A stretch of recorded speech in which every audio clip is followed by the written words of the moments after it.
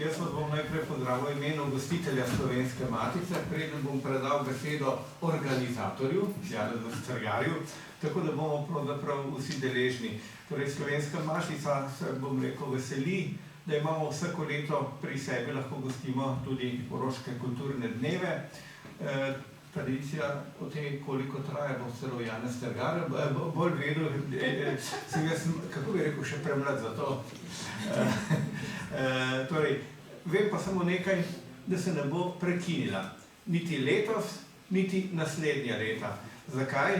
Vsak tak dogodek, ki nas povezuje, seveda odpira nove vprašanja, nove dileme, hkrati pa ponuja nove izzive, da vidimo tiste točke, kjer je možno sodelovanje in kjer so odprte teme, ki jih moramo tako ali drugače seveda na novo odpirati. In mimogrede, že samo v zadnjih nekaj letih smo imeli tudi na Matici nekaj simpozijev, ki se dotikajo podobnih, mislim, teh zadevščin, ki so opisane tudi v knjigi, s katerimi se bomo danes pogovarjali. Torej, ob 100-letnici Koroškega plebiscita smo imeli simpozij, na katerem smo se pravzaprav, nismo se toliko ukvarjali s koroškim plebiscitom samim, ampak njegovimi posledicami in izzivi za današnje čase. Lani smo imeli simpozij o Rudolfu Maisu, ker zopet nismo obnavljali tistih zadevščin, ki so že bile znane, ampak smo se tokrat posvečali Maistru bolj kot osebnosti, Maistru kot umetniku, Maistru kot javnemu delavcu. Torej, ne pa dogodkom, ki so opisani v tej knjigi. Tokrat gremo torej z enim pogovorom naprej, z enim od številnih v nizu, ki so že bile in ki bodo še sledile. Torej, pozdravljeni v imenu Slovenske matice.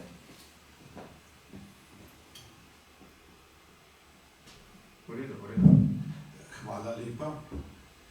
Zdaj se pojavljam kot predsednik Kluba koroških Slovencev še v dveh funkcijah. Najprej, da vas pozdravim vse skupaj v imenu tega soorganizatorja na 10. prireditvi v okviru letošnjih koroških kulturnih dnevov, ki mislim, da so, če se malo nazaj ozrem, četrt stoletja ali kaj, da so po vsebini med najbolj pestrimi, ne bom rekel najbolj, ampak med najbolj pestrimi in praktično vključujejo vsa področja kulturnega ustvarjanja, če široko pogledamo med Slovenci na Koroškem. Če kar pogledamo na hitro, gledali smo lutke razprodane, imeli smo mladinsko amatersko igro razprodana, imeli smo prvo profesionalno gledališče koroških Slovencev, tudi razprodana, to v Mini teatru. Imeli smo razstavo, ki jo še danes in jutri vsi lahko, ne samo še danes, zvečer zapiramo, ogledate v galeriji Družini, tudi še s petjem zraven. Potem smo imeli razpravo o okroglo mizo, o vlogi Koroške cerkve in pri kulturi koroških Slovencev. In seveda referent, zgodovinar, nas je najprej spomnil, da so Brižinski spomeniki nastali, prvi pisni spomenik v slovenščini, nekdanji tedajni na Koroškem. In seveda smo imeli koroškega škofa zraven kot sogovornika in kot je on sam potem zahteval tudi žensko, ki je predstavljala aktivne ženske v Koroški cerkvi oziroma v tistih organizacijah, ki so povezane s cerkvijo. Imeli smo potem dve mladi glasbenici, inštrumentalni, violinistko, kitaristko, že avstrijsko ali mednarodno odmevne, že profesionalne. Kaj sem še se zamudil, torej izpustil, res je, seveda imeli smo, hvala lepa, literaturo koroško, ki jo vedno tudi vključujemo, ki je bila tudi pospremljena z kitaro. In imeli smo potem predstavitev knjige, ki je med literaturo in zgodovino, ampak prihaja iz Celovške Mohorjeve, magistra Tine Golaš. No in danes smo pa spet pri zgodovini in spet pri eni od knjig, ki jih je Celovška Mohorjeva predlagala, da jih to je seveda izbor, vsi ti primeri, ki smo jih navedli, so izbor iz tega, kar na Koroškem nastaja. Tako da težava je, da se odločimo, katero lutkovno igro, 15, katerega literata, katerega glasbenika, katere pevce lahko povabimo v Ljubljano. No, ne povem, ne pozabim, da kulturne dneve prirejata obe osrednji organizaciji, Prosvetni koroški Slovencev, Slovenska prosvetna zveza, Krščanska kulturna zveza. Tukaj smo pa v Ljubljani moderatorji, promotorji, organizatorji, pa Društvo slovensko-avstrijskega prijateljstva, ki letos 3 zadeve organizira, tudi vključno z jutrišnjim koncertom. Program imate tam, tudi kakšno karto še lahko dobite. In Klub koroških Slovencev v Ljubljani. Zdaj mi pa, torej, pozdrav seveda sodi, da oba sogovornika pozdravim, Marjan Linas iz Slovenj Gradca, pripeljal Aleš Gabrič, recimo, da trenutno iz Ljubljane, čeprav je v Dolenc, da smo slovenska matica. In seveda drugi, med katerimi moram pa našo sponzorico, predstavnico sponzorja, to je Avstrijski kulturni forum, gospod Marjeta Malus, pozdraviti posebej, ker to lahko povem, da pri vseh preditvah, ki so bile zelo dobro zasedene, zelo nas skrbi jutrišnji koncert, ker pri prodaji še nismo prišli ali še niso prišli organizatorji čez 43% dvorane, ki je seveda velika, ima 62 sedežev, no, ampak od sofinanserjev, to je pa Urad za Slovence v zamejstvu in po svetu, tu imamo dosedanjega uslužbenca, Rudija Mrljaka, je udeležba z urada v redu, častnega pokrovitelja ali pokroviteljico imajo, ampak tam se nihče ne pojavi, tudi od drugih visokih forumov ne. Je pa seveda ljubljanski metropolit prišel na tisto temo, ki je bila njemu bliže. Pred uro in pol mi je pa doletela še vest, da urednik Mohorjeve, magister Hanzi Filipič, ki je seveda zgodovinar, je zbolel, da mu ne pustijo v Ljubljano in je prosil, če jaz, ki sem pravzaprav tudi mladi zgodovinar, pa povezan s tematiko, če prevzamem tudi moderiranje. Moderiranje sodi, da morda samo še povzamem predstavitev zdaj obeh sodelujočih, ne pri predavanju, ampak pri pogovoru o knjigi dr. Linasja. Torej, avtor sam je 10 let mlajši od mene, več ste si lahko prebrali, praktično vse delovno obdobje preživel predelal v Koroškem pokrajinskem muzeju v Slovenj Gradcu s številnimi razstavami, zlasti je pa ob vsem tem raziskoval na podlagi arhivskega dela, intervjujev in tako dalje, terenskega dela, koroško lokalno zgodovino, zlasti v času druge svetovne vojne, in na podlagi tega je nastala kar cela vrsta knjig, ki pa potem po obsegu in po številu silno naraščajo do težko obvladljivega obsega. Recimo, če omenim samo njegovo zgodovino o koroškem partizanstvu, je šlo tudi v nemški obliki zelo odmevno in seveda sumarno delo, mogoče bi kdo rekel življenjsko, ampak ker je še mlad, bo lahko še kaj presegel vseh geslik. Tudi ta knjiga je, kot vidite, kar obsežna in po vsebini tudi presega sam relativno ozek naslov, o čemer bomo kaj več lahko rekli.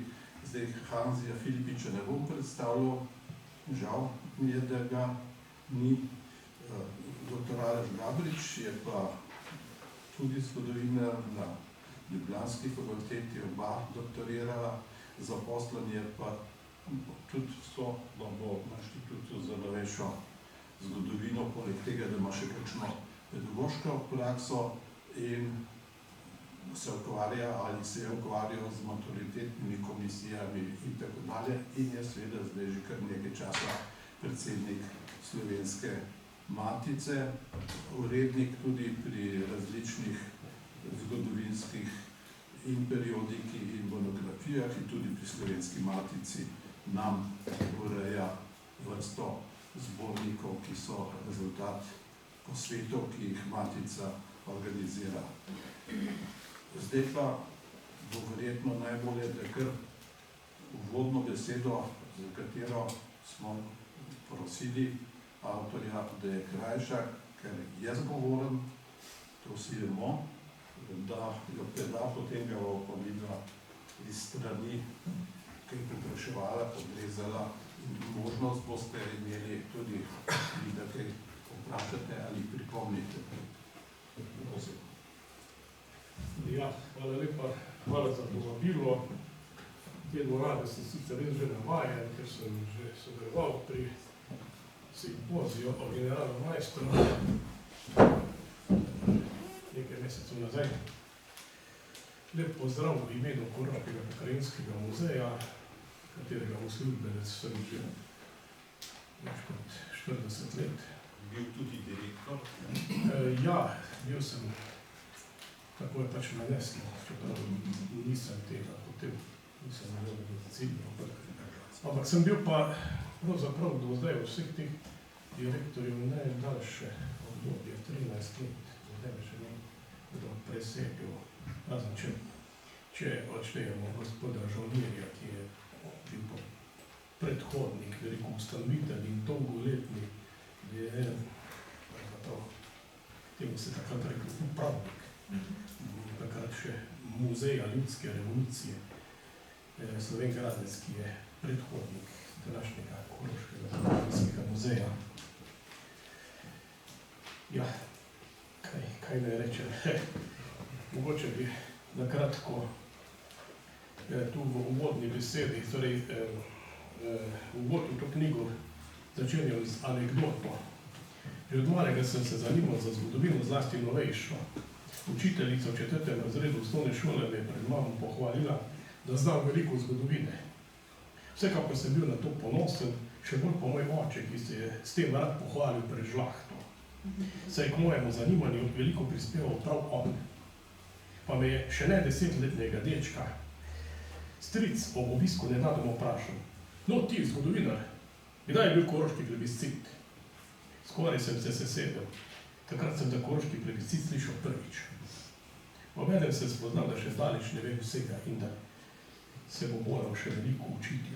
No in kot vidim, se me uči ta zgodba o koroškem plebiscitu in nasplošno o zgodovini koroških Slovencev že dolga leta. Vse do danes. Tako, malo za začetek. Zdaj pa, kad bo dal vsebini knjige, če nekratko strukturo poveš. Ja, torej, struktura knjige, se vidite tako, da bomo naprej. Takole, ker se najbrž tam bolj slabo vidi, jaz navadno. Imam takšen sistem, torej pač imam drugače PowerPoint, samo imam se ga skupaj 55 slajdov. V vsakem lahko govoriš manj kot 2 minuti. V 2 minutah nisi povedal nič, ampak naenkrat ti pa nanese uro pa pol 2 uri. Tako da se tega, bi rekel, pač po prvi predstavitvi Slovenjgradcev, ne po teh slabih izkušnjah, ki imamo tam, sem se odločil, da bom malo drugače predstavljal. Torej v vsakem kraju, kjer imam predstavitev, dam poudarek na tisti kraj in bližnjo okolico. Ker enostavno ne morem vsega povedati. Za uvod pa seveda podam te, bi rekel, glavne naslove, tako da poslušalci vedo, kako je knjiga sestavljena. Takole pač najprej poleg uvodne besede imam Avstro-Ogrsko monarhijo in položaj Slovencev v njej, potem razmere med Prvo svetovno vojno, vedno tako delim južno, pa severno od Saint-Germainske meje, od bodoče Saint-Germainske meje. Majniška deklaracija, konec vojne, razpad Avstro-Ogrske in tako naprej. In seveda, poleg tistega splošnega, seveda se zaveže tako na dogajanje pač na tem območju, torej jugovzhodna Koroška, kot smo rekli, poskus sinteze, torej jugovzhodna Koroška. Enostavno, ko sem razmišljal, bolj sem tukaj, boljšega naslova nisem našel. Pač območje, ki ima neko skupno zgodbo, sledil sem torej Prežihovemu Vorancu, njegovemu opisu v Požganici, sledil sem zgodbi Franja Malgaja in tako naprej. Torej to območje, torej teh političnih okrajev Velikovec, Volšperk in Slovenj Gradec. Slovenj Gradec, ki je obsegal takrat torej Mislinjsko, Zgornjo Dravsko in Šaleško dolino. Na Šaleško dolino tako malo zraven. Šaleško dolino sigurno ni več Koroška, ampak nekaj malega tudi v Šaleški dolini spet govorim. Potem pa seveda gor do Velikovca, do Železne Kaple in tako naprej, do Šentpavla na Bodski dolini in tako naprej. Skratka, pač je tak prostor, ki ima neko skupno zgodbo, se tukaj zajel. Ja, pogrešali smo neko tako literaturo, ker tudi o dogajanju v Slovenj Gradcu pa Mislinjski dolini v tistem času, če ni nihče kaj napisal. Bilo je veliko napisanega, ogromno člankov, koroških fužilerjev, v različnih časopisih, literaturi in tako naprej, ampak neke sinteze pa še ni noben naredil za to območje. No, dal sem pa naslov poskus sinteze, ker je tako ogromna, tako toliko vsega. Skratka, tukaj je dogodkov enostavno je težko to spraviti vse v eno knjigo in težko je vso to vsežno materijo predelati. Lahko rečem, da uporabil sem tisto literaturo, vse tisto, kar se mi je res zdelo neobhodno, potrebno. Dalo bi se pa seveda še več, če bi imel več časa.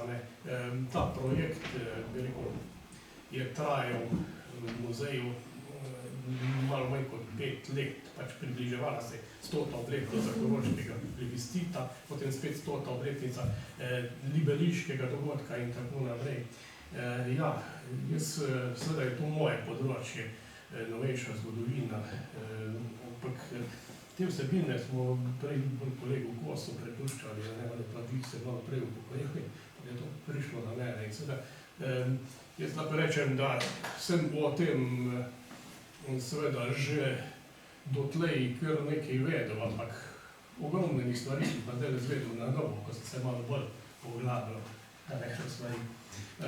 Vsekakor že v gimnaziji sem imel priložnost imeti v rokah Koroški zbornik, pa zbornik Koroški plebiscit, pa Mikuževo knjigo Slovenci v stari Jugoslaviji, kjer tudi izdatno opisuje te dogodke.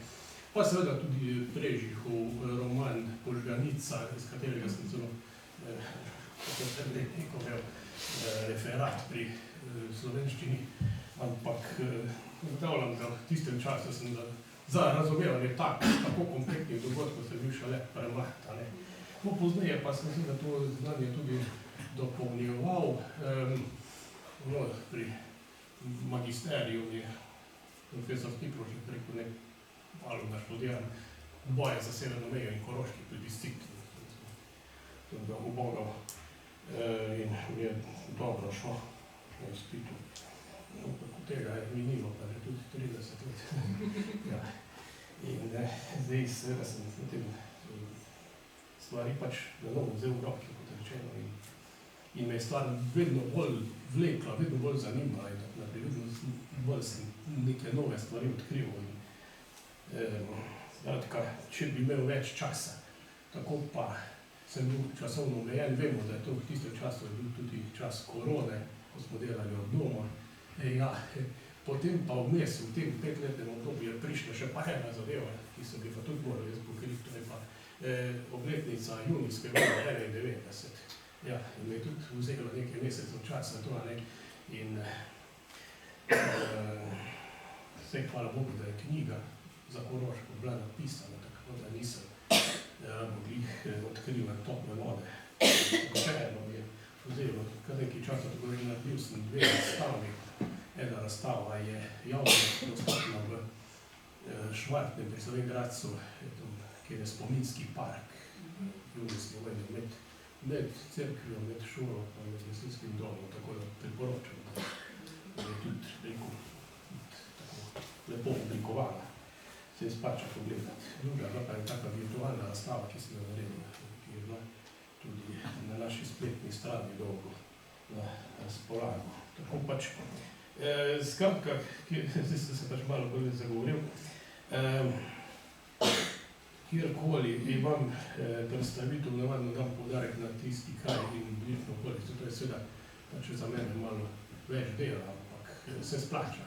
Ljudje pač radi prisluhnejo, če jim poveš, kaj je v njihovem kraju ali v okolici dogajajo tam pač. No, tule sem pa razmišljal za Ljubljano, kaj bi tu povedal. In sem se pač odločil za pripravljen tekst, 10 strani, to bi se da težko, da bi se to zdiktiral. Odnos Slovencev in prvih slovenskih vlad do Koroške pred plebiscitom 10. oktobra 1920. Torej, osrednja Slovenija, Koroška. Na to struno sem pobral, to je današnja predstavitev. No, da malo nadaljujem. Nemiri ob koncu prve svetovne vojne, ki so se dogajali zlasti v Mežiški dolini, tam je šlo za vprašanje, ali je šlo za Prevaljsko republiko in tako naprej. Dobro, vse pač o tem, ja, bom bolj hitro povedal, ne. Lokalni narodni sveti, narodne straže, Franjo Malgaj vzpostavi red v Mežiški dolini, postopno zasedanje Koroške, severno od prihodne severneske meje in avstrijska protiakcija do sklenitve premirja 14. januarja 19. Dogajanje na začasni demarkacijski črti na Velikovškem odseku od 14. januarja do avstrijske protiofenzive 29. aprila 19. Upravna ureditev ozemlja treh krajev, negotova usoda Zgornje Dravske in Mislinjske doline, množična zborovanja, počastitev družitve Južnih Slovanov, nasilna dejanja severno od prihodnje severneske meje, to smo vedno tako, nasilna dejanja, ki jih je jugoslovanska stran očitala avstrijski in obratno, nasilna dejanja, ki jih jugoslovanski stran je očitala avstrijska stran. Vedno so tako zdravstvene razmere kot posledica prve svetovne vojne.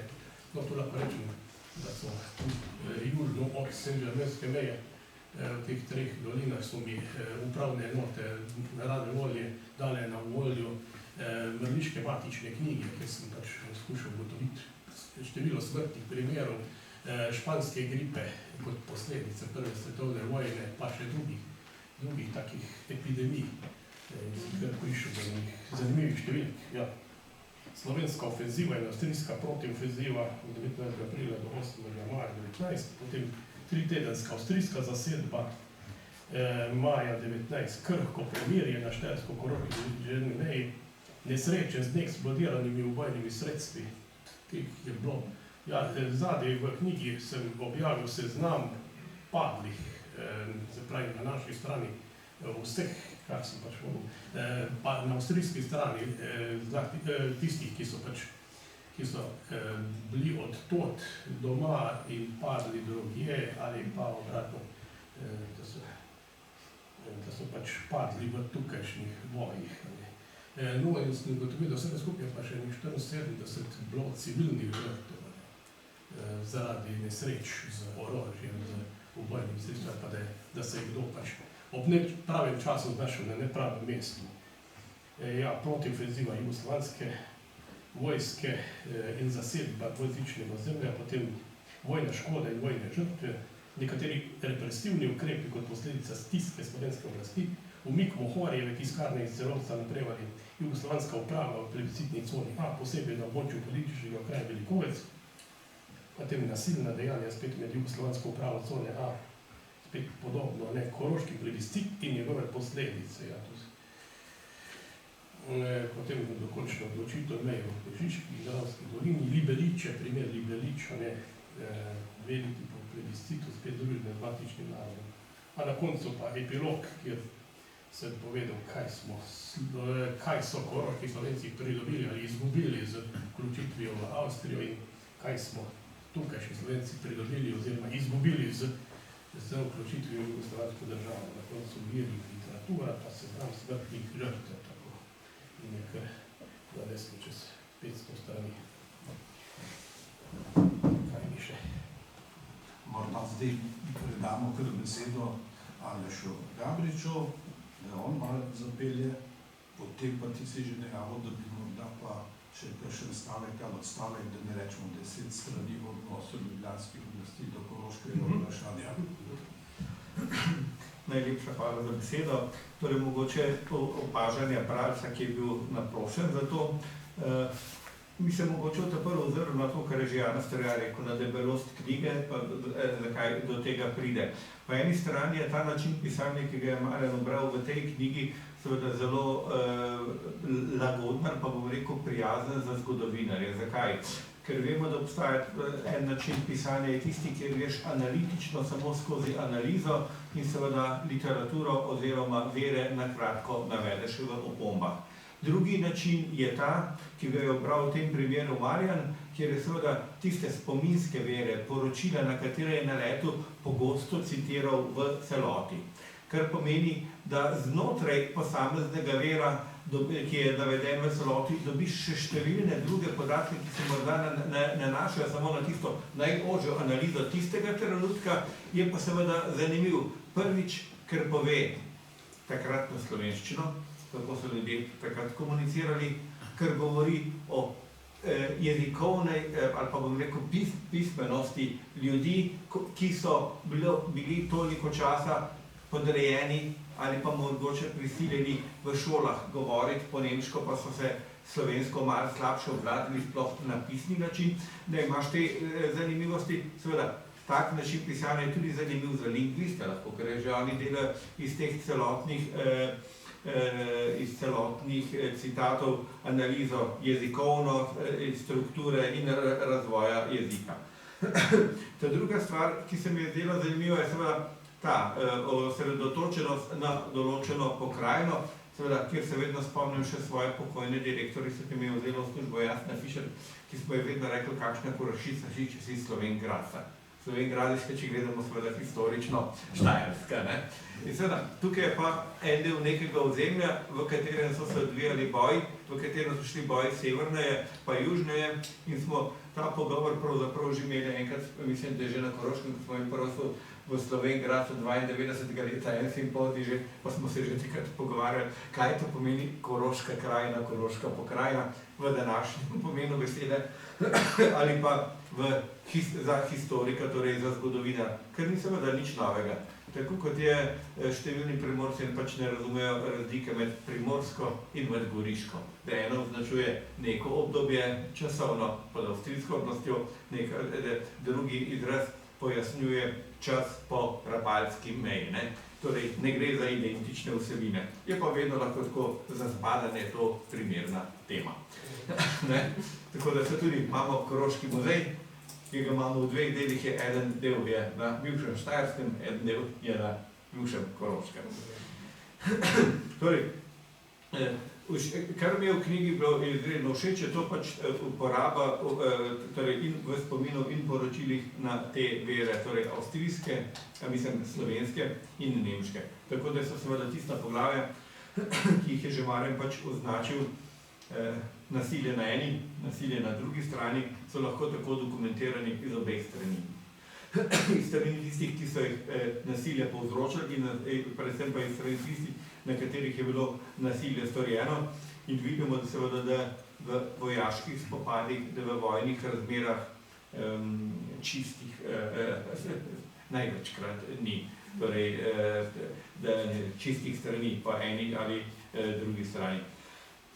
Seveda pa nam odpira knjiga tudi še številna vprašanja naprej, ki pa so seveda diskutabilna in jih Slovenci pravzaprav odpiramo že 100 let od koroškega plebiscita, pa se mi zdi, da se z njimi vedno tako ali drugače vračamo in smo se z njimi pravzaprav, mislim, da je tudi, ko sem ga že omenil, na koroškem plebiscitu 100 let kasneje sprožil največkrat Gustav Mahler, ko smo se o tem tudi pogovarjali, denimo eno vprašanje, ki je tukaj v podrobnosti, seveda razlaga si ga pa na vse po svoje, zakaj smo izgubili oziroma katere plasti prebivalstva da denimo slovenska volilna propaganda ni nagovarjala. Tukaj imamo zelo lepo pojasnjeno slovensko volilno propagando, na koga je bila usmerjena, bila je usmerjena na kmečko prebivalstvo. Torej, in pa je tisto, kar je, se pravi, tako gospod Mane že govoril, da je bila pa ta celo osredotočenost predvsem na samo na kmečko katoliško prebivalstvo lahko preoska, ker si s tem pravzaprav svojo propagando osredotočil na ljudi, na katere si večinsko že lahko računal na glasovanju. Premalo pa osredotočenosti na tiste, ki so bili pa neopredeljeni, pa jih nisi imel. Torej, mestno prebivalstvo, ali pa celo seveda, vemo, kaj se dogaja po oktobrski revoluciji po celi Evropi po koncu vojne. Tukaj vidimo tudi v Marjanovem opisu, da je pravzaprav levica oziroma komunistične ideje, ki jih tukaj zanesajo, pravzaprav v Avstriji dobijo takšno ali drugačne, ne bom rekel plodna, ta se jih tudi v Avstriji preganjajo, ampak pri nas je pa še bolj lepo zatreti, kar pomeni, da si vseeno, govorimo o delu prebivalstva, ki je že takrat delovski proletariat, ne? In ga ta pravzaprav propaganda niti se ga ne dotakne, oziroma je zanj celo po svoje odbijajoča. In torej imamo zopet ta vprašanja, ki se lahko pa vsak razlaga, v knjigi so pa natančno dokumentirane vse te zadevščine, kako poteka predplebiscitni boj, kako poteka vojaški boj, seveda pušča nam pa tisto vprašanja, ki se mi zdi, da se bomo tako kot Francozi v francoski revoluciji, da še po 200 letih ne vejo točno, kaj so dobili in kaj so izgubili, oziroma hvala Bogu, da nam ni treba vsem misliti na enak način in da imamo knjigo, ki nam ponuja tudi bralcu, da se lahko odloči po svoje, mu pa ponuja vsa dejstva, da delašmo analize še naprej. Torej, odlika knjige je seveda, kot je rekel, v debelosti v tem smislu, da je tudi lahko iztočnica za nadaljne analize. Morda bo dal pa tukaj pa še eno zadevščino, ki so me pa kot nekorošec morda pogrešal. Vidimo, da slajdov je veliko, dokumentarnega gradiva tako ali drugače, so seveda tudi zemljevidi so nekaterih historični uporabljeni. Seveda, imamo pa omenjene v teh ofenzivah ali pa ekscesih v manjših krajih kraje, ki pa jih mora iti nekorošec iskati na zemljevid.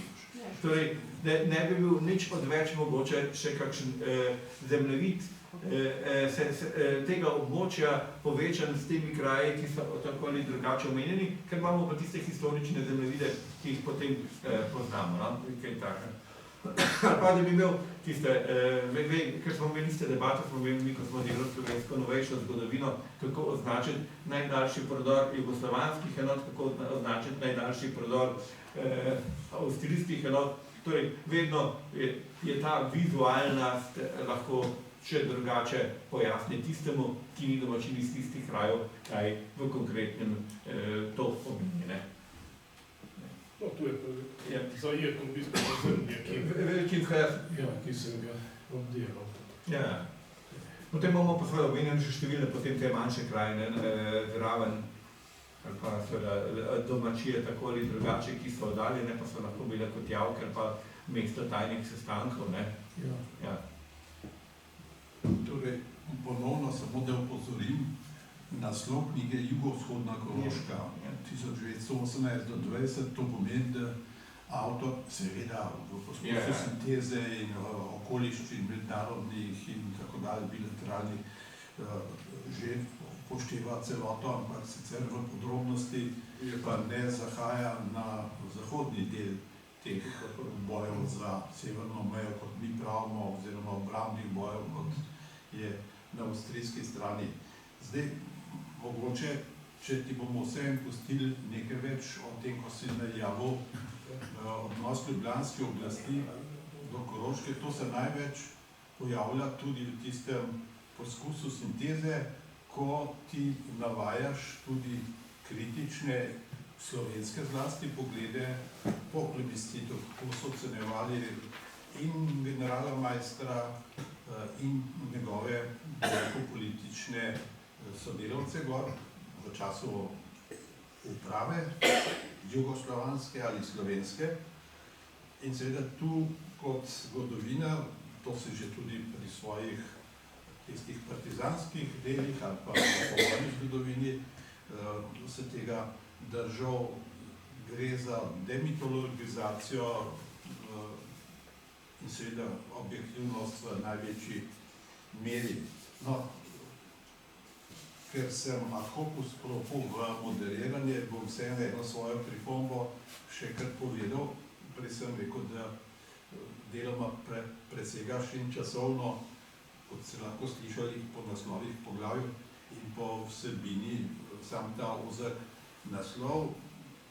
Zame je bilo zanimivo, da so ti pravzaprav v uredništvu pustili tudi seganje v današnji čas, pa nekatere kritične poglede na posledice koroškega plebiscita v različnih zgodovinskih obdobjih, tudi v času druge svetovne vojne, ker posebej še obravnavaš.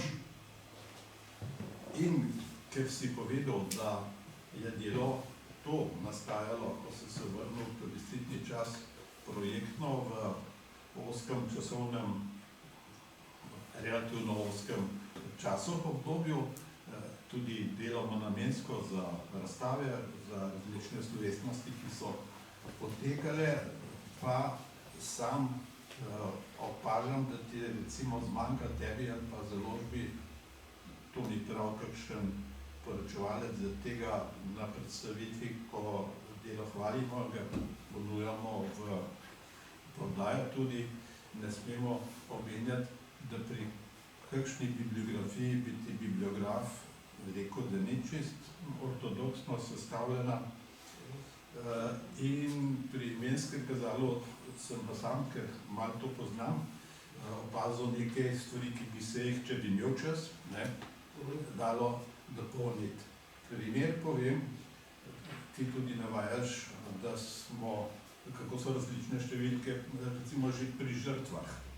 Avstrijski podatki ali pa naši starejši ali pa novejši podatki, ki jih seveda vse od leta 20 se že objavljajo v različnih jubilejnih ali pa podobnih publikacijah. In en poskus, ko sem sam sodeloval, ko smo poskušali te ne številke, imena, se gre za konkretne ljudi, žrtve, najti v nekem spet projektu, ki je dalj časa trajal avstrijsko-jadranske mirovne regije. Rezultat je bil na koncu tista velika skupna plošča po abecedi vseh avstrijskih in slovenskih žrtev v teh bojih. Tam vidim, da je seveda, kakšne so težave, tudi ko primerjam, najdem, potem pa imam na Koroškem eno veliko, večje grobišče majstrovih borcev, ker druge so prekopane domov ali države ali pa domače kraje padlih, napadle so prekopavanja v Velikovcu. To je znano.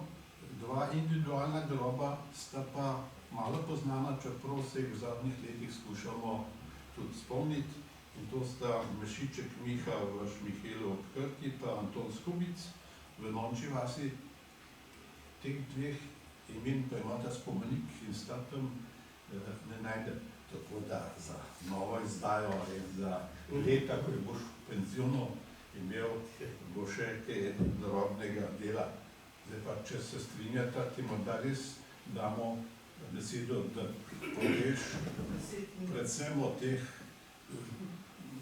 kritikah medsebojnih slovenskih, kdo je komu očital.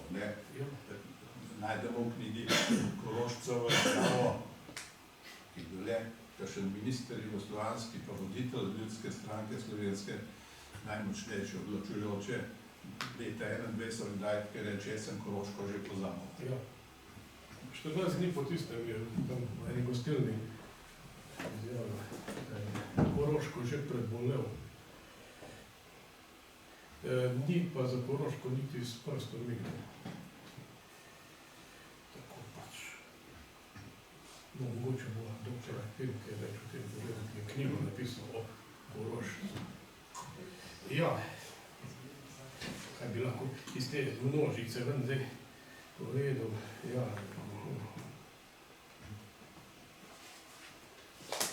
Mogoče tole, ja, zdaj, zakaj niso naši zasedli, a ne Koroške, tako takrat, ko bi morali in tako dalje in tako naprej. Tu imam jaz ene take svoje pomisleke, no, kot zelo hvaležen naslov za diskusijo, bi boste povedali, pa prav razmišljam ali ne. Glejte primer. Dne 7. januarja 19. je prišla k Slovenski narodni vladi delegacija 20 uglednih koroških Slovencev. Gotovo večinoma takih, ki so morali te dni pobegniti pred Nemci, ker vemo, ne, da takrat po novem letu on piše, Brejc pravi, v silvestrski noči, mislim, da je to bilo v tistih dneh po novem letu, ko so avstrijske sile na zahodu v Rožu potisnile naše sile od Drave k Kravankam in tako naprej. Gotovo taki, ki so morali te dni pobegniti pred Nemci, da ne bi bilo videti kot pohod na vlado, so prihajali kot posamezniki, ne skupaj. Očitali so vladi, zakaj ni odločno posegla v koroške razmere, ko je bil še čas. Sami so se izpostavili za slovensko stvar, sedaj pa jih je strah za lastna življenja. Saj se jim Nemci lahko maščujejo, pa tudi pred rojake si ne upajo več stopiti, ker jih imajo slednji za zapeljivce. Vlada bi jim morala vse povedati, da zasedbe Koroške ni zmožna izvesti.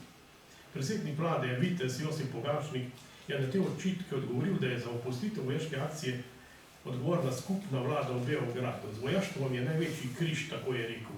Zanesljivega vojaštva nimamo, moštvo dezertira, novinci nočejo prihajati. Prosili smo pomoči vsakega francoskega ali angleškega častnika, ki je prišel skozi Ljubljano, naj pošlje Antanta vsaj eno kompanijo svojega moštva, a brez uspeha. Prosili smo v Beogradu, tam so rekli, mi moramo zaseti Bačko in Banat.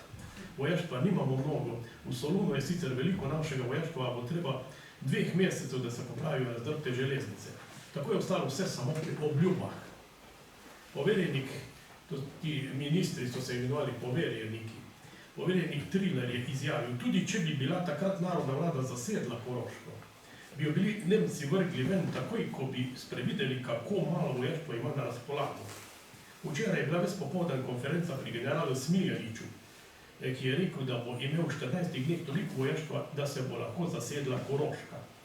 Predsednik vlade Pogačnik je še poročal, da bo ravno ta dan, to sem jaz povzel pač po zapisniku seje narodne vlade. Namreč v 3 knjigah so izštiti zapisniki, so silno zanimivi.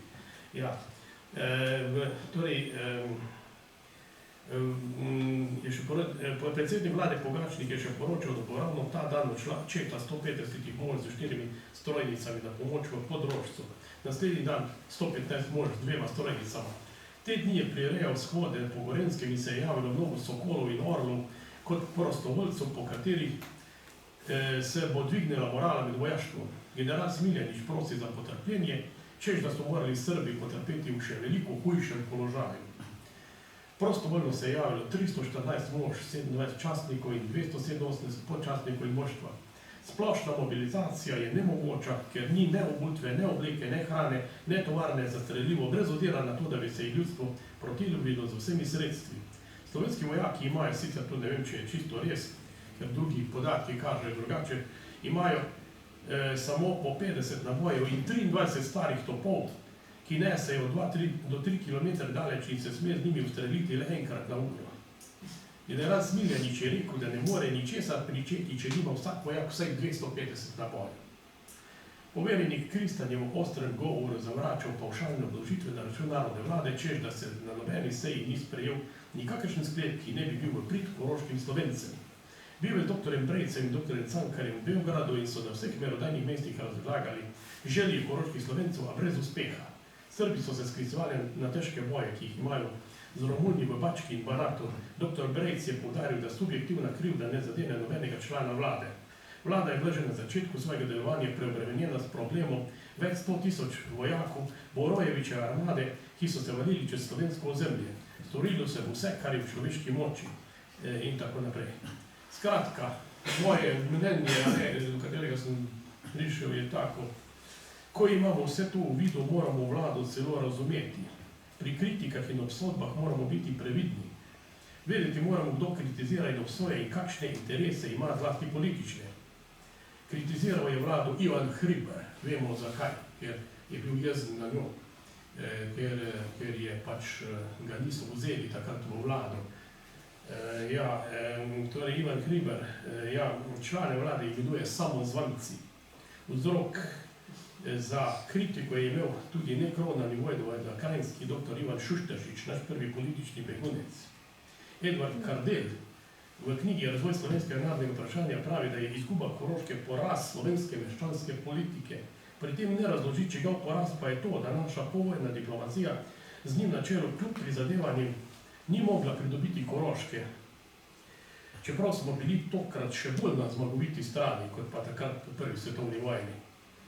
Nasploh je povojna oblast prvo slovensko narodno vlado in njene naslednice ignorirala, kot da jih ni bilo, ker so bile pač tako zvani ajdovski vladi na poti. Boris Kidrič, zdaj bomo eno razstavo pripravljamo v muzeju, imamo fotografijo od Kidriča, kako je v Mariboru, tam stal na odru, tam nad njim pa piše: Živelj, tovariš Boris Kidrič, predsednik prve slovenske narodne vlade. Ja, kaj pa tista prej?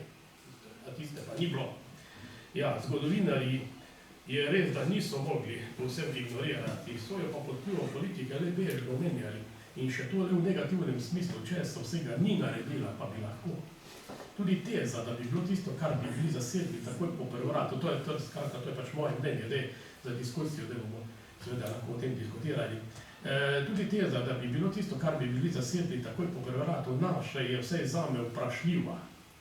Morda to velja za Mežiško dolino, pa še tam je vprašanje, če ni kdo ameriškemu predsedniku Wilsonu prišepljil, ko je naši delegaciji, ki jo je sprejel na polurni pogovor, izjavi, češ, priborili ste si jo, imejte jo. Namreč, če se niso Britanci že takrat ogledovali po mežiškem rudniku, ki je predstavljal 1% svetovne proizvodnje svinca in ki so ga 2 leti pozneje tudi odkupili, da bi tako vso svinčevo proizvodnjo spravili v okvir ene države. Tako tezo v svojem romanu Požganica zastopa tudi pisatelj Prežih Voranc. Lahko naštejemo še kar nekaj takih primerov, ko so naše sile pravočasno zasedle neko ozemlje, pa so ga morali kljub temu zapustiti. Ne nazadnje tudi ozemlje Roža, tudi Zilske doline, posebej to velja za Velikovški okraj, ki ga je večinoma zasedel Malgaj pod Majstrovim okriljem. In so ga naše sile držale 4 mesece. Tudi Labotsko dolino, odkode so bile 27. decembra 18 prav tako pregnane, pa Radgonski kot, vključno z Radgonom, ki so jo Majstrove sile zasedle in jo pod poveljstvom poročnika Benedikta Cejnhoferja uspešno obranile pred avstrijskimi prostovoljci. Ne nazadnje občina Sobota, skratka pa so morale po sklepu velesil ta ozemlja zapustiti. Res pa je, da niso zasedli Celovca. Treba je upoštevati tudi, da so morali veliko vojske držati tudi na začasni meji z Italijo, da se ne bi ponovil primer Švabič. Poleg tega, vojaške sile, ki jih je organizirala slovenska vlada, niso bile niti legalne, tudi ne tiste, ki so bili sestavljeni iz srbskih vojnih ujetnikov, kar je antantno poveljstvo dalo jasno vedeti. Saj tudi država dolgo ni bila priznana, da pa so ta isti predstavniki velesil, ki so vendar imeli vse skozi v rokah škarje in platno in bi nam lahko ugodili, pozneje učitali našim, češ, ali so vaše sile spale, ko bi bile morali zasesti ozemlja, jih sedaj zahtevati, torej nad njimi niste izrazili interesa, to pa je vse zame sprevrženost najslabše sorte. Politična zvijačnost, prevračanje krivde na nekoga drugega, iskanje prozornih izgovorov za svoje samovoljne odločitve. Smo bili pač majhni, velesile so se lahko poigravali z nami. Premalo vem, da bi lahko trdil, kako je bilo s Čehi. Ali so tudi oni morali zasesti svoje vojsko, svoje zgodovinske meje, ki so jim jih potem zavezniki priznali, vključno s 3 milijoni Nemcev, ki so jih pridobili v okvir svoje države, ne glede na to, da jih je to pozneje, kot vemo, teplo. Seveda take reči lahko hitro pograbi kakšna domača politika za interna politična obračunavanja. Mislim, da treba govoriti o par takih Vidite, je kolega zelo zagret v to tematiko, kot Koložec jo očitno občuti. Močno, se sem to že prej nekako omenil, tematiki, tudi njegovi komentarji in informacije presežejo strogo tematiko, ožjo tematiko.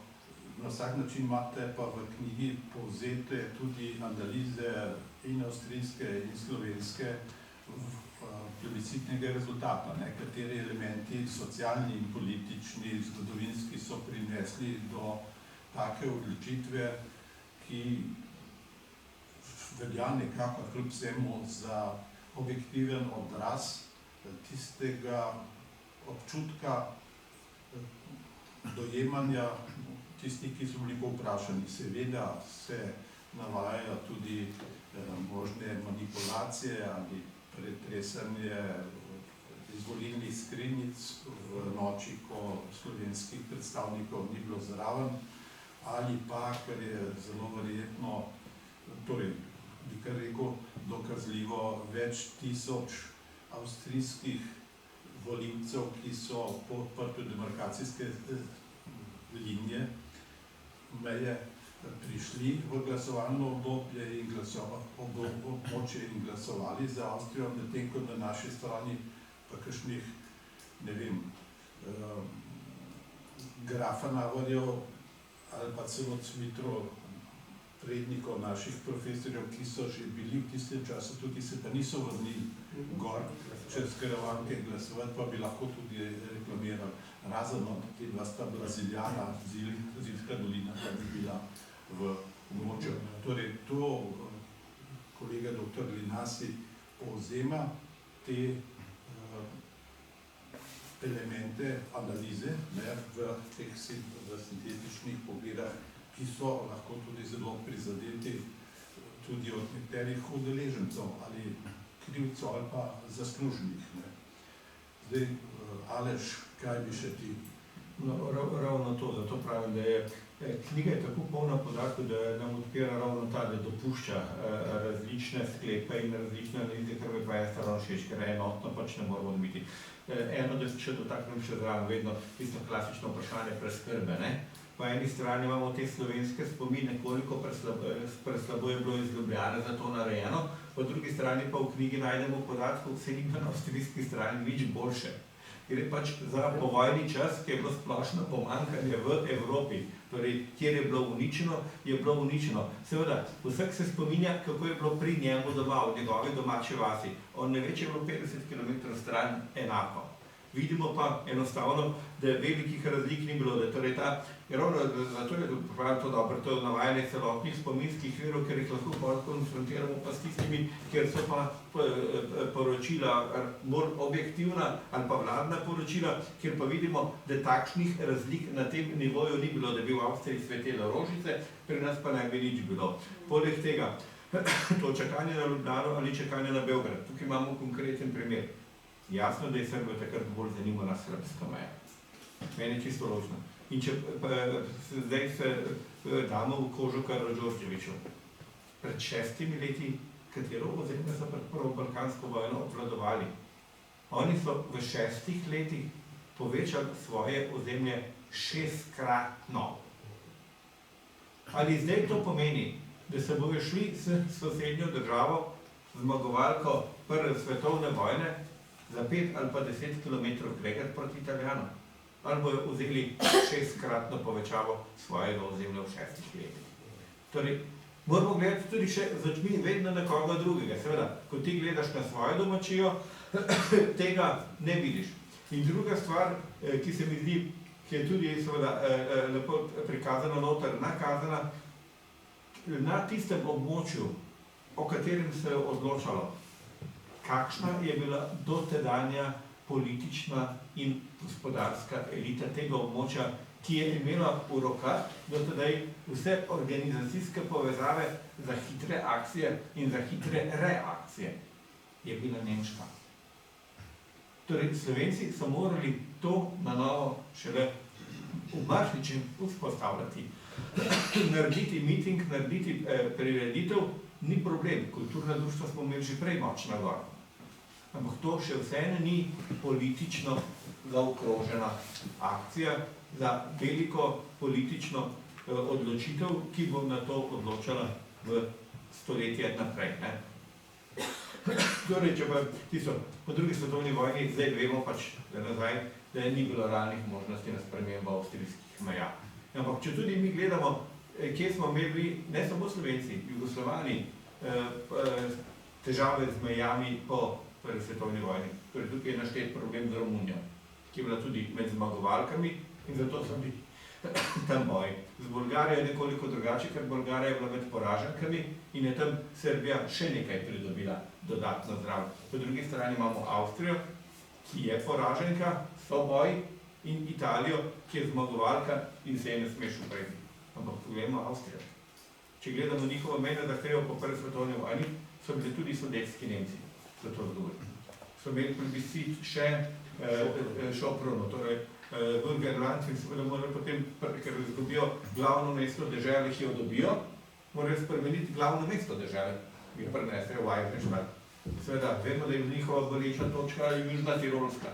Torej, če gledamo samo svojega vidika, smo seveda 10-krat bolj kritični na svoje odločevalce, da niso bili pravočasni. Pa jih s tem ne mislimo opravičevati. Ampak hočem reči, da nismo bili v toliko slabših pogojih in nasprotna stran v toliko boljši.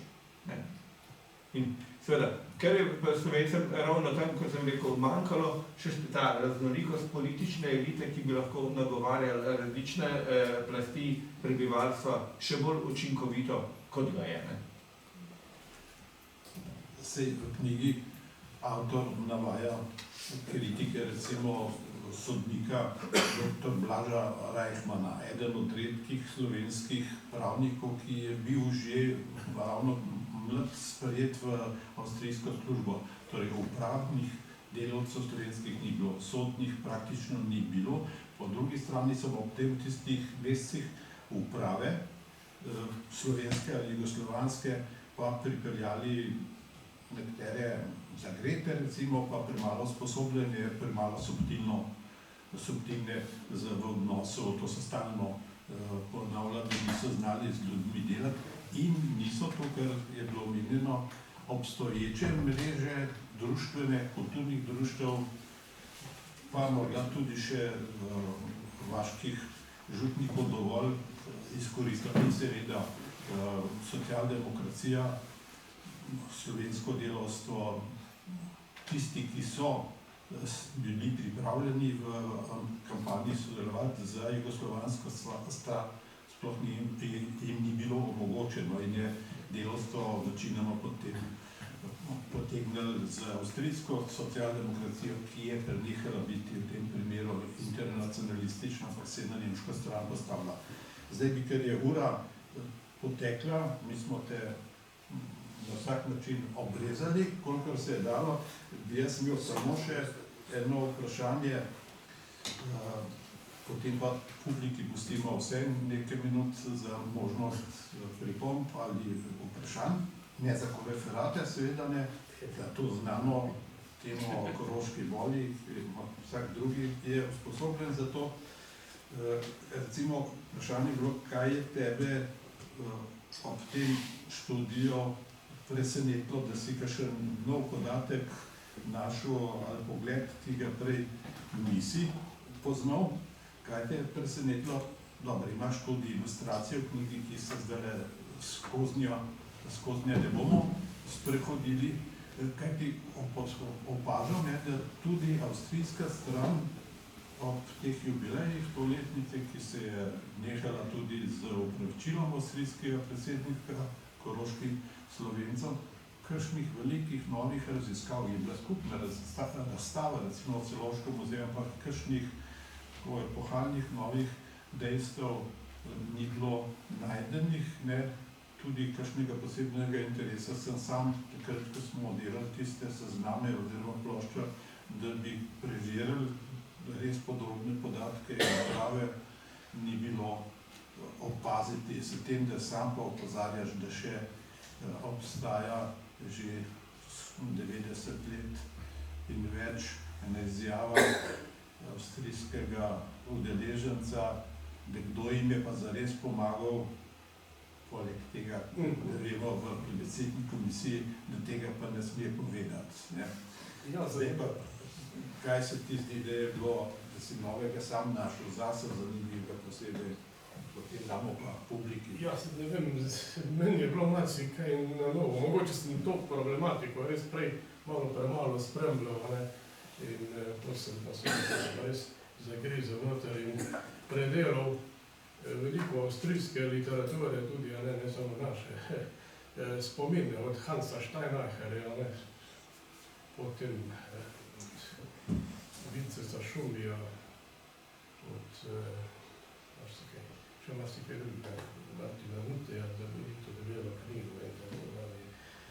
Na naši strani, recimo, za župnika Jurija Trunka niti nisem prej tako ekstra gledal, ampak se me fascinirali res njegovi spomini, ki ga pa Slovenska matica je dala leta 1950. Napisal jih je pa že davno prej, ker on je bil član torej delegacije na mirovni konferenci v Parizu, udeleženec pogovora z predsednikom Wilsonom, sicer sta se z Lambertom Ehrlichom, tako bi rekel, pač zdravo prištuli na tako rekoč, če lahko verjamemo spominom diplomata Ivana Šveglja, ki sem mislil samo Škofa Jegliča, potem pa so se še drugi zraven priključili, temu pogovoru. No in potem je bil pa član plebiscitne komisije, mednarodne plebiscitne komisije in je silno zanimiv spomin za to. Sem pa bil sicer malo razočaran nad uvodom, ki ga napisal dr. Grafenauer, Bogo Grafenauer. Ja, takrat se mi zdaj tega formata se mi da je čisto zapadl, marksističnega pogledu na celo zadevo, dialektični materializem, še Stalina so razvitiral in tako naprej. Ja, zanimivo, ko bereš takole, pa prebereš, tudi avstrijski avtori, akterji govorijo o podobnih problemih, kot so naši. Samo se mi zdi, da so se oni znali pa nekako bolj hitro organizirati in tako naprej. Ja, tudi oni govorijo o podobnih problemih, kako so se umikali z fronte, kako so bili njihovi vojaki tudi siti vojne in tako naprej, se tudi niso vključevali v te ogromne enote in tako naprej, kako je tudi čez Koroško šlo 500 000 vojakov poražene, Vorojevičeve armade in tako naprej. Ja, zdaj, ker si me sprovociral za polglasno izrečeno kritiko našega skupnega profesorja, akademika Boga Grafenauerja, ki seveda v tej hiši dolgo časa zaslužni predsednik. Citat oziroma ta uvodna beseda je iz leta 51, 49. No, potem vidim, da takrat smo recimo šele začeli izdajati zgodovinski časopis, zgodovinsko društvo se je ustanavljalo in ne vem, je takrat profesor Grafenauer, to bi Vanja vedela povedati, že začel predavati tudi predmet struktura in tehnika zgodovinske vede, kjer seveda uvodnega marksističnega ni bilo mogoče izpustiti. Teorije, se imamo še kakšne kolege, ki smo bili študenti še malo pozneje tudi, tako da to ja, ampak kaj je pa vse Grafenauer pri analizi ljudskih šteti in vsega tega in zgodovine koroških Slovencev naredil pred vojno že začenši, potem med vojno in zlasti po vojni tudi ne bomo tu naštevali. Zdaj pa res kakšno kratko vprašanje, da ne bomo zašli v ponovitev ali pa kakšen nov simpozij in da ne bomo zlorabljali vašega potrpljenja.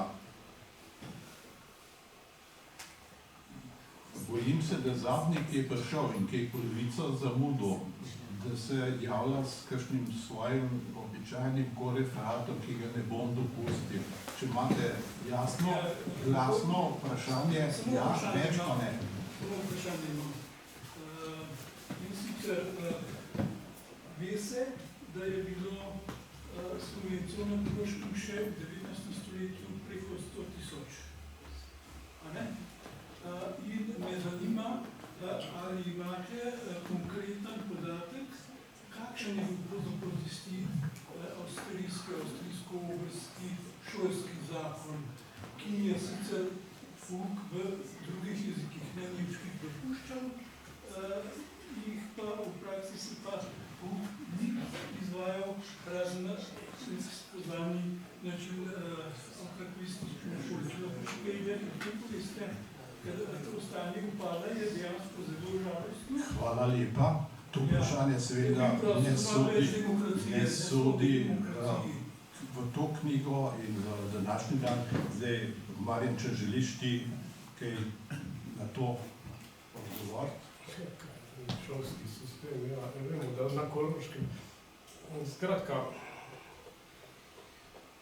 kjer bi začel znameniti 19. člen, a ne decembrske ustave, leta 1886 govori o enakopravnosti narodov in jeziku, avstro-ogrski monarhiji.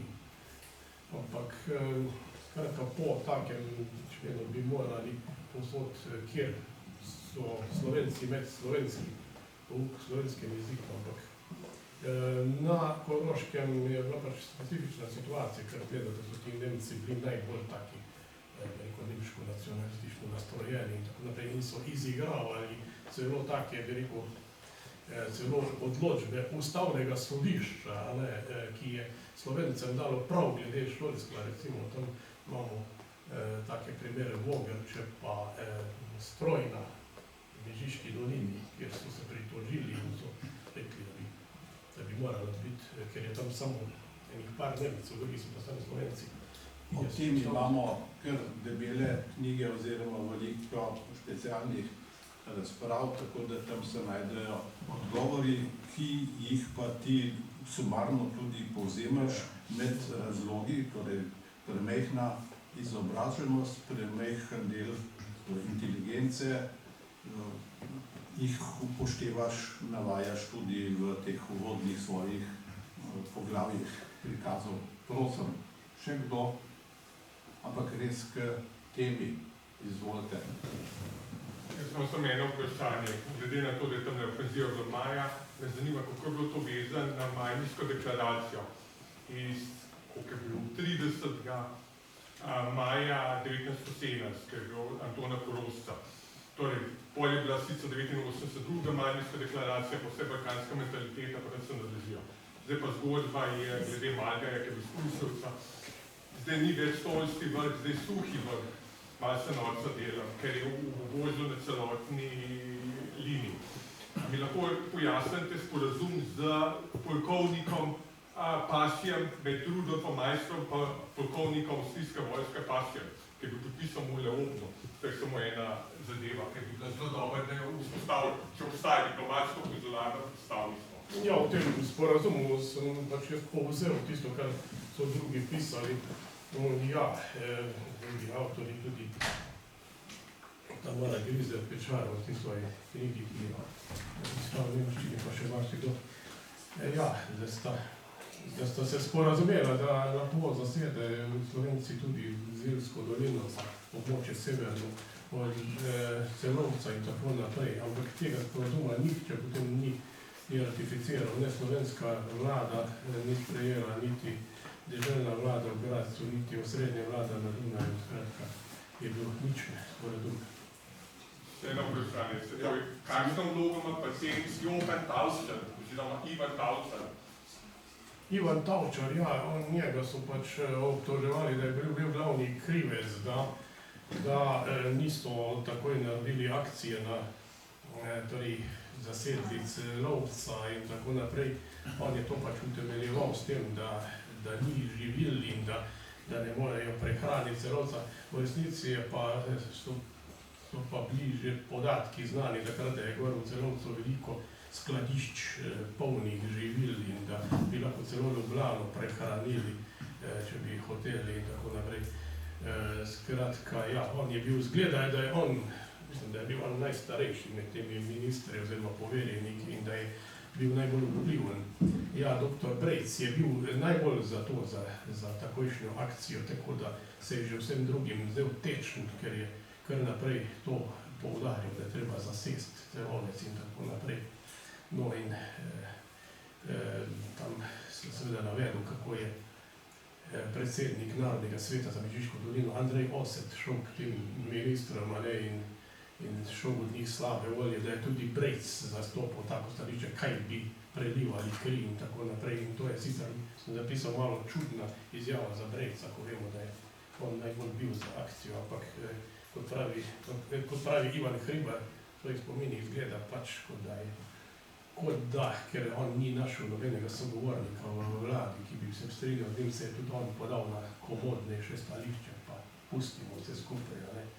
Bo že mirovna konferenca v Parizu določila. Ja, tako pravi pač Brejc v svojih spominih, da 10 let pozneje, da so pač tudi Anton Korošec je prinesel tako novico iz Ženeve, češ, da bomo dobili ozemlje, koliko bomo hoteli. Ja, in tudi drugi, a ne, ko so hodili tukaj še tisti ta prvi, kako se je že pisal, tega navajam v knjigi, ravno on je Andrej Osetu povedal, ravno včeraj je bil pri meni en Anglež, predstavnik Antante in potegnil beležko, ne, glej, tole sem si zapisal, ne, on je govoril, da bomo dobili ozemlja, kolikor bomo hoteli, ampak se je potem izkazalo kot nestvarno in da tisti ljudje, ki so to obljubljali, tudi niso bili kompetentni za kar. Torej, odgovore na ta podrobna vprašanja dobite v knjigi. Ki jo jaz prodajam. Pa še eno zadevo je, ne vem, jaz ne razmišljam, pogledajte, ja, točno eno leto po plebiscitu je išla ena v časopisu Jugoslavije obsežen članek za uničujočo kritiko, tudi generala Majstra, ne, piše, kako je ta narodni svet, ne, pravi, bil najbolj osovražena inštitucija na Koroškem, pa naj gospodje to priznajo ali ne. Zdaj, general Majster, kolikor sem jaz zasledoval na to, da take kritike ni odgovarjal, ali tako, da ne vem, da se je strinjal s tem, ali kako. Ali pa ni bilo objavljeno, ne? Ja, ne vem, v časopisu Jugoslavije, ja, to ni bilo objavljeno, ja. Je to, in pravi tudi med drugim to, da je general Majster povsem zavrgel staro politično in gospodarsko društvo za Slovence na Koroškem, kjer je bilo vendar mnogo domačih ljudi, ki so bili sposobni, ki bi lahko vodili to propagando za plebiscit, ampak da se je obdal z nekimi novimi ljudmi, nekimi mladimi, ki niso imeli pojma, ki jih je uvozil iz Slovenije in tako naprej. Skratka, jaz se sprašujem, kaj se je pravzaprav dogajalo s tem političnim in gospodarskim društvom za Slovence na Koroškem, potem, ko ga je Brejc tako rekoč zapustil. Takrat odšel v Ljubljano in se potem na Koroško ni več vrnil, oziroma se je kdaj pa kdaj vračal, ampak ravno dr. Svetina mu očita, da nikoli ni nastopil kot govornik, celo ne na kakem zborovanju koroških Slovencev in da mu to zamerja, da bi vendar to imelo pomen, eno težo, če bi on kot predsednik vlade tudi kaj spregovoril. Kaj se pravzaprav dogajalo, a je on kar enostavno zapustil to svoje društvo, a je imenoval kakega svojega naslednika in tako naprej. Skratka, če ta kritika, neki doktor Podkrnski se je podpisal, kdo je to bil, skušamo ugotoviti, očita generalu Majstru, da ni bil dorastel zadevi, da bi namesto njega kot generala, ki je že kot general bil odbijajoč kot vojaška oseba za mnoge ljudi, in so Nemci seveda imeli v njem eno zelo dobro propagandno sredstvo, da se je obdal s temi mladimi ljudmi, ki niso imeli pojma, tudi sam ni dovolj poznal koroške duše in tako naprej, da bi namesto njega moral stvar prevzeti en sposoben politik. Ja, kdo je bil bolj sposoben politik, pa Brejc.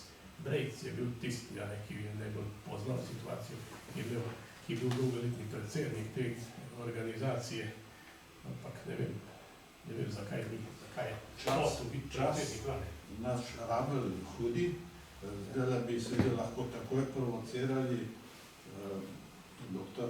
Raftna, avtorja knjige o Brejcu, pa Korošcu, pa Šušteršiču, da bi še svojo, ne svojo plat, ampak še kakšno dodatno pojasnilo k temu odgovor dal, ampak jaz bi rekel, da s tole razpravo danes zaključimo, bi prosil samo še Aleša, če ima še kakšno zaključno misel in se kar zdaj že zahvalil Marjanu Lignasiju in za knjigo in za to, da je prišel predstaviti v okvir naših kulturnih dni. Kot rečeno, knjiga je danes na voljo. In ker se ne bi potem več oglašal, še ponovim, da imamo zvečer zaprtje razstave v okviru Koroških kulturnih dni Karla Vovka v družini, v galeriji Družina ob 18. jutri ob 19. pa koncert dveh pevskih sestavov v Linkartovi dvorani Cankarjevega doma. Kot rečeno, tebi hvala lepa, pa še Aleš, če bi želel zaključno misel dodati. No, morda samo zaključno misel z navezavo na tem, kar je bilo na koncu narejeno. Zaupati visoki politiki britansko-francoski oziroma zmagovalcev pomeni biti naiven. To je približno tako, kot zaupati v mirovna prizadevanja nekaterih predsednikov danes. Kar pa lahko zaupamo je pa, kar je bilo prej rečeno, da nekaterih pa, ki so že imeli organizacijske vezi kulturnih organizacij pa društvo gor, tem se pa da zaupati, tako da nam lahko zaupate, da bo v tej dvorani še več kulturnih dogodkov in da se bomo prizadevali, da bomo še večkrat imeli odprte debate. Najlepša hvala.